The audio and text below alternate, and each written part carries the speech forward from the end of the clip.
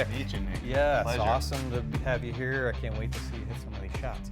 Before we get started, though, let me go through what we're going to actually do. We're going to talk a little bit about your game.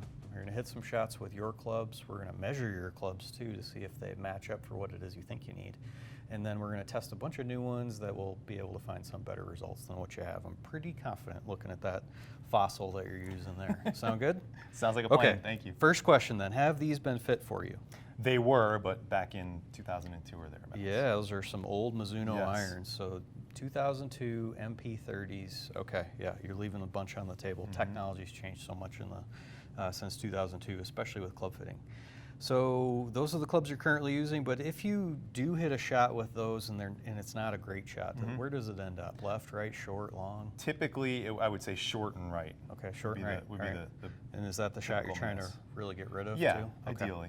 Great. And then do you have a particular curve? Is the shot fairly straight, draw, It's fade? fairly straight. If anything, it's going to tail off and fade a bit. Okay, tell me about the trajectory. High enough? Is it too high, too low? I would say many times, especially with the shorter irons, it's too high. Okay. So I'm looking to get a more piercing trajectory with the short irons for sure. Great. That should be something that we can easily achieve with the clubs that we're going to test here too. All right. Any other problems with your golf game beyond just the equipment or the couple shots around that end up too short and to the right? No. All right. Anything in particular you're looking forward to getting out of the fitting?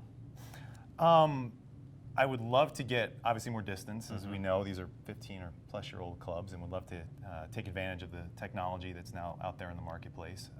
And then shot dispersion as well. With irons, that's obviously crucial, and want to tighten that up as much as possible while lowering the trajectory, like I said, especially on the short irons. Awesome. If we can. So first step is we'll take a few measurements of you, we'll Okay. take a few measurements of your clubs, and then it's time to do the fun part. Let's just hit them into this net. Love it. Good.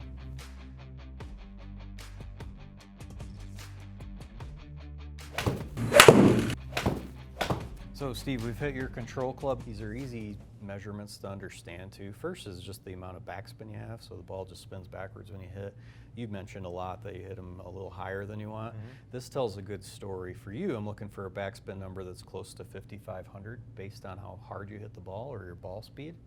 That coupled with the launch angle, so that's how high it launches in degrees. You're in a pretty good window here, so most of the problem that you're having with your clubs and the shots that you're seeing are visible in this data. You actually launch the ball off the club well, but it spins so much it just hangs in the air for a long time and then lands really softly.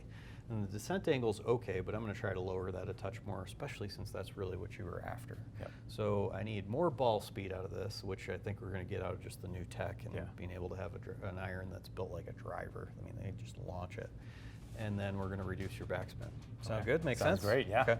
Okay, Steve, I've got this TaylorMade M5 iron. It's got a bunch of technology in it, hollow body. It's got some rubber built into the sole. This gives it a little faster face. I mean, you're going to see the technology benefits here. So give that a shot. Cool. And let's see what's different.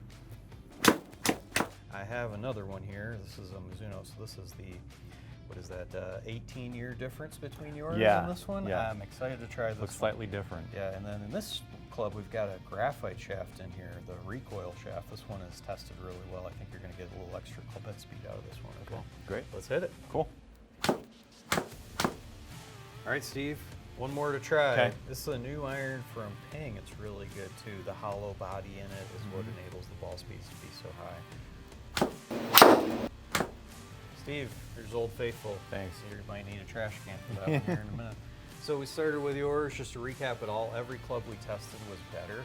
The best one, though, was the very first one that we hit. So that distance gain of 30 yards, lowering your trajectory, lowering your spin. I mean, that was what you were after. Is 30 yards good enough for you to get out of just a 7-iron? That would help. Yeah, so there's your awesome start.